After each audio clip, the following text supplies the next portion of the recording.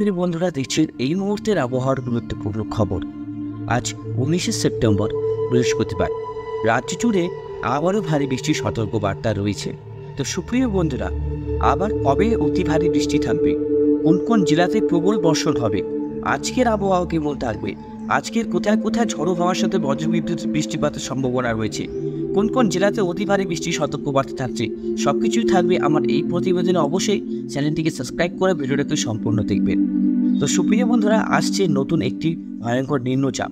এই নিম্নচাপের প্রভাবে দক্ষিণবঙ্গে প্রায় সমস্ত জেলায় ভারী থেকে অতি ভারী বৃষ্টির সতর্কবার্তা থাকছে। কলকাতা সহ দক্ষিণবঙ্গে অতি ভারী বৃষ্টি থাকবে। তার পাশাপাশি এদিকে তমলুক, মিজিলপুর, হলদিয়া, গোসাবা, বারুইপুর, উলুবেড়িয়া, কোলাঘাট সমস্ত অঞ্চলে ভারী বৃষ্টি থাকার সম্ভাবনা রয়েছে। কলকাতা, খড়দা, চন্দননগর, হাবড়া, বগরান থেকে কৃষ্ণনগর, শান্তিপুর নদিয়া ডিস্ট্রিক্ট পর্যন্ত বৃষ্টিপাত থাকবে মালদা পর্যন্ত, মুর্শিদাবাদ পর্যন্ত। তার উপরে কিন্তু বৃষ্টিপাতটা আস্তে আস্তে কিন্তু কমতে শুরু করবে। তো সুপ্রিয় বন্ধুরা, আমরা দেখতে পাচ্ছি বৃষ্টিপাত কিন্তু অনেকটাই আছে, বৃষ্টিপাতের পরিমাণটা কিন্তু বেশি রয়েছে। আর এই বৃষ্টিপাত আস্তে আস্তে দক্ষিণবঙ্গে ক্রস করে উড়িষ্যায় প্রবেশ করবে, যেটা এখনকার আপডেট। আর নিম্নচাপ কিন্তু এটা ভিয়েতনাম থেকে আসছে, সেটা আপনাদেরকে দেখিয়ে দিচ্ছি কোথা থেকে এই নিম্নচাপ প্রবেশ করবে। আর এটার জন্য কিন্তু কোনো ঘূর্ণিঝড় হবে না। অন্যান্য চ্যানেলে ঘূর্ণিঝড়ের কথা বলছি, আমি আপনাদেরকে পরিষ্কার করে বলি, কোনো ঘূর্ণিঝড়ের কোনো সতর্কবার্তা নেই। ঠিক আছে, এই সময় কিন্তু কোনো ঘূর্ণিঝড়ের সতর্কবার্তা নেই, ঘূর্ণিঝড় এখন হবে না। দেখুন, এই ভিয়েতনামে তৈরি হয়েছে একটি গভীর নিম্নচাপ। এই গভীর নিম্নচাপ এখন কিন্তু ভিয়েতনামের কাছাকাছি হয়ে মায়ানমারে, থাইল্যান্ড হয়ে, মায়ানমার হয়ে কিন্তু আমাদের কলকাতাতে আসবে। তাহলে বন্ধুরা, আমাদের কাছে কিন্তু অনেকটাই এখন অপরিষ্কার এই যে নিম্নচাপ, সেটা কিন্তু একটু উপর দিকে ওঠার সম্ভাবনা রয়েছে, যেটা আমরা দেখতে পাচ্ছিলাম প্রথমে। কিন্তু একদম নিচের দিকে কিন্তু যাবে না এই নিম্নচাপ। আর এই নিম্নচাপের প্রভাবে প্রবল বর্ষণ হবে আমাদের বাংলাদেশে এবং দক্ষিণবঙ্গে। তো সুপ্রিয় বন্ধুরা, আমরা একটু দেখি ট্র্যাক করে নিম্নচাপটা কীভাবে আসবে। এদিকে 20 তারিখে নিম্নচাপটা অনেকটাই শক্তি বাড়িয়ে ভিয়েতনাম ক্রস করবে 21 তারিখ।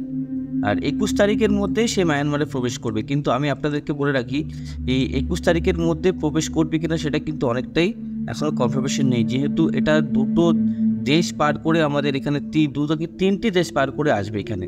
তো সেই সময় তার স্পিড লেভেল কমবে না বাড়বে, সেটাও কিন্তু দেখার বিষয় আছে।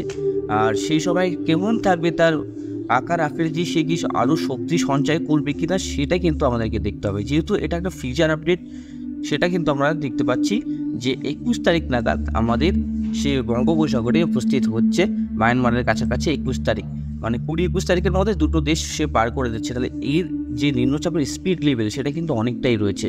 আর এর প্রভাবে কিন্তু যত তাড়াতাড়ি চলে যাবে নিম্নচাপটা, কিন্তু বৃষ্টিপাত যতটুকু হবে হয়ে যাবে। কিন্তু যদি ধীর গতির নিম্নচাপ হয়ে যায়, তাহলে কিন্তু বৃষ্টিপাতের পরিমাণটা বেশি থাকবে।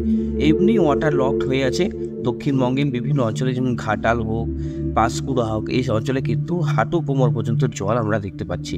নদীর জল ছেড়ে দিয়েছে, অতি বৃষ্টি হয়েছে, ঝাড়খণ্ডেও বৃষ্টি হয়েছে। তো জলগুলো কিন্তু ড্যামের ভিতরে রাখা যাচ্ছে না, জল কিন্তু ছাড়বেই। সেই জন্য কিন্তু অনেকটাই দক্ষিণবঙ্গের অঞ্চলে প্লাবিত হয়েছে। আর আগামী এই কয়েকদিন কিন্তু গরম থাকবে। 22 তারিখের পর থেকে আবহাওয়ার কিন্তু পরিবর্তন আসবে, দেখুন।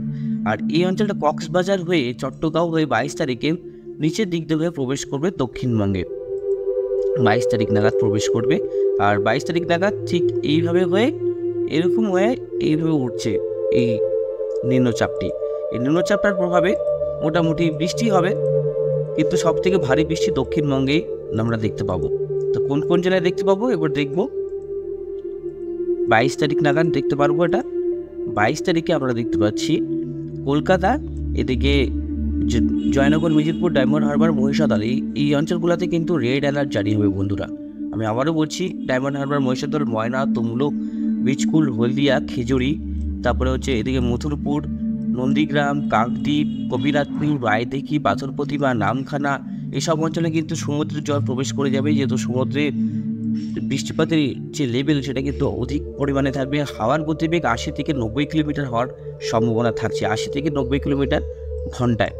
সাতক্ষীরা, খুলনা, লোহাগাড়া, যশোর, শ্রীকোপা, পাবনা, মেহেরপুর, এই অঞ্চল পর্যন্ত বৃষ্টিপাত হবে 22 তারিখ। তারপর 23 তারিখে বৃষ্টিপাতটা একটু পশ্চিম দিকে সরে যাবে, পুরুলিয়া, বাঁকুড়ার দিকে, দুর্গাপুরের দিকে, ধানবাদ, মালদা, তারপরে দিনাজপুর, আলিপুরদুয়ার, সেসব অঞ্চলে কিন্তু বৃষ্টি থাকার সম্ভাবনা থাকছে। 23 তারিখেও বৃষ্টি হবে, 23 তারিখ, তারপরে আপনারা দেখতে পাবেন 24 তারিখ পর্যন্ত বৃষ্টি থাকবে।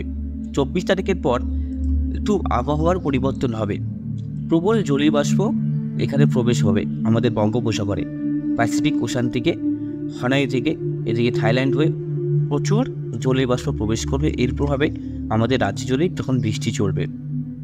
দক্ষিণবঙ্গে আবারও কিন্তু অতি ভারী বৃষ্টি হবে 24 তারিখ।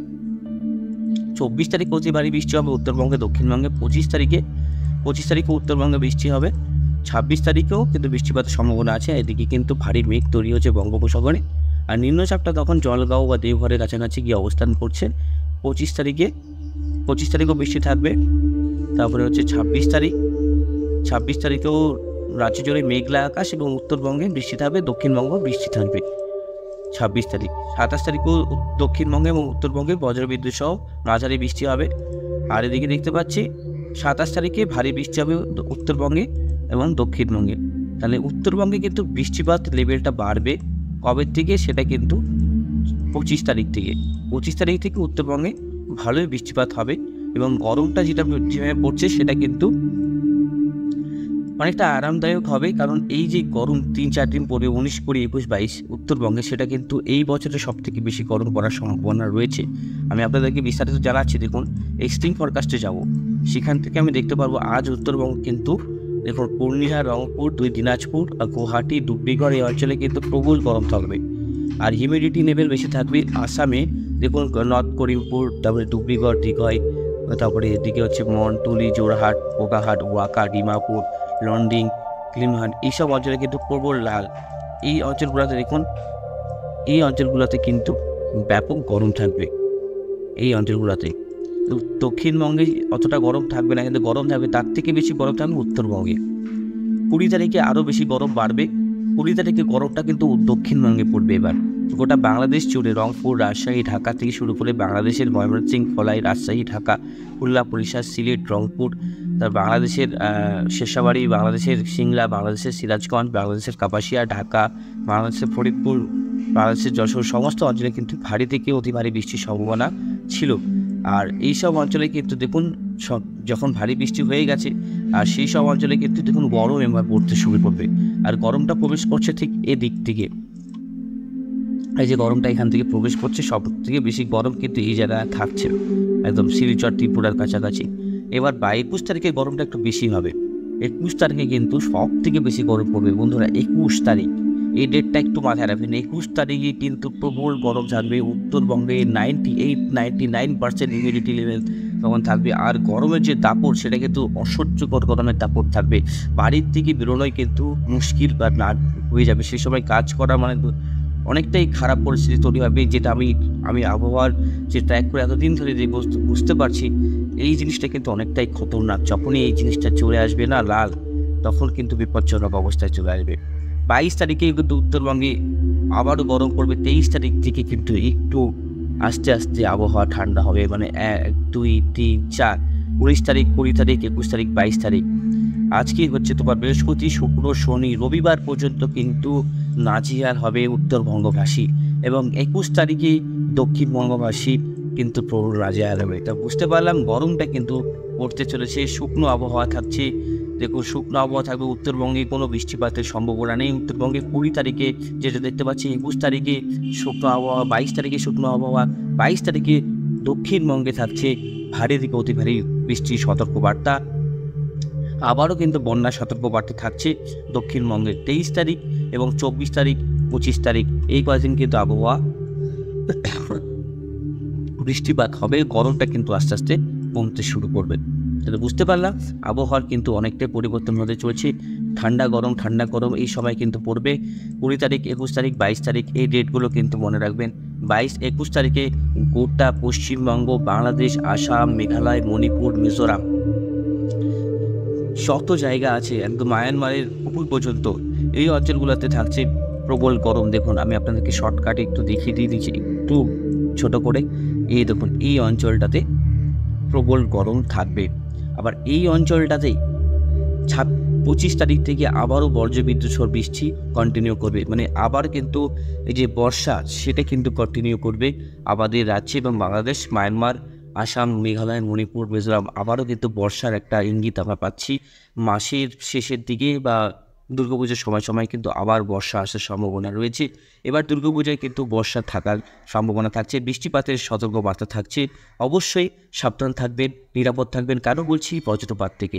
বজ্রপাতের প্রতি বছর কিন্তু আমরা নিজেদের আপনজনকে হারাচ্ছি, নিজেরা বন্ধু হারাচ্ছি। যারা আমার সাবস্ক্রাইবার নয়, যারা নতুন দেখছেন তাদেরকেও বলছি, অবশ্যই যারা চাষি ভাইরা আছেন, যখন আপনারা চাষ করতে যাচ্ছেন দেখছেন বজ্রবিদ্যুৎ সহ বৃষ্টি হবে, অবশ্যই কিন্তু নিরাপদ স্থানে থাকার চেষ্টা করবেন। কিছুক্ষণ হয়ে গেলে কিন্তু বিপদ কেটে যায়। অবশ্যই সেটুকু একটু অপেক্ষা করবেন। অনেক অপেক্ষা করেন আপনারা, অনেক ধৈর্য আছে আপনাদের, অবশ্যই কিন্তু সেই দিকটা মাথায় রাখবেন। আজকের মতন এখানে সমাপ্ত করছি। সবাই ভালো থাকবেন, সবাই সুস্থ থাকবেন। ধন্যবাদ। আবার কিন্তু গরম আসছে, আবারও কিন্তু বৃষ্টি আসছে। তাহলে কিন্তু দুটো আপডেট আমরা পাচ্ছি। 19 তারিখ থেকে 22 তারিখ পর্যন্ত কিন্তু গরম থাকবে। 22 তারিখ থেকে কিন্তু দক্ষিণবঙ্গে অতি ভারী বৃষ্টি শুরু হবে। 23 তারিখে গোটা রাজ্য জুড়েই বৃষ্টি শুরু হবে, বাংলাদেশ, আসাম, মেঘালয়, মণিপুর, মিজোরাম সমস্ত অঞ্চলে। তাহলে আমরা কী পাচ্ছি? বৃহস্পতিবার, শুক্রবার, শনিবার, রবিবার এই কয়েকদিন কিন্তু গরম থাকবে। রবিবার থেকে অতি ভারী বৃষ্টি হবে দক্ষিণবঙ্গের জেলাগুলোতে। দক্ষিণবঙ্গের যে উপকূলবর্তী জেলাগুলো আছে সেখানে হবে, যেরকম আপনার পুরুলিয়া, বাঁকুড়া, বীরভূম, হাওড়া, হুগলি সমস্ত অঞ্চলে কিন্তু আপনার বৃষ্টি হবে। পূর্ব মেদিনীপুর, পশ্চিম মেদিনীপুরে সবথেকে বেশি বৃষ্টি হবে। এদিকে আপনার দীঘা, কন্টাই, মন্দারমণিতে কিন্তু অতি ভারী বৃষ্টি হওয়ার সমুদ্রের যে লেভেল থাকবে তখন মৎস্যজীবীদের জন্য লাল সতর্কবার্তা জারি হবে 22 তারিখে। তো আশা করি বুঝতে পারলেন, আপডেটটা বোঝানোর চেষ্টা করলাম। কোনো ঘূর্ণিঝড় আসছে না, কোনো ঘূর্ণিঝড় থেকেও এই নিম্নচাপ আসছে না। প্রধানত একটা নিম্নচাপ তৈরি হবে ভিয়েতনামে, ভিয়েতনাম থেকে আসবে মায়ানমার, থাইল্যান্ড হয়ে, থাইল্যান্ড, মায়ানমার হয়ে বাংলাদেশ, তারপরে কিন্তু আমাদের ভারতবর্ষে প্রবেশ করবে। একটা দেশ, দুটো দেশ, তার মানে 3টি দেশ ক্রস করে আমাদের ভারতবর্ষে প্রবেশ করবে। এখন অনেকটাই পথ অতিক্রম করতে হবে নিম্নচাপকে, অনেকটা দেখার বিষয় আছে। আরও অনেক পরিবর্তন আসবে এই নিম্নচাপের, কোনো সময় উপরে, কোনো সময় নিচে। তো অবশ্যই চ্যানেলটিকে সাবস্ক্রাইব করে রাখবেন, সম্পূর্ণ দেখবেন, প্রতিনিয়ত আপডেটগুলো দেখবেন। সাবস্ক্রাইব করে অবশ্যই শেয়ার করার চেষ্টা করবেন। ধন্যবাদ।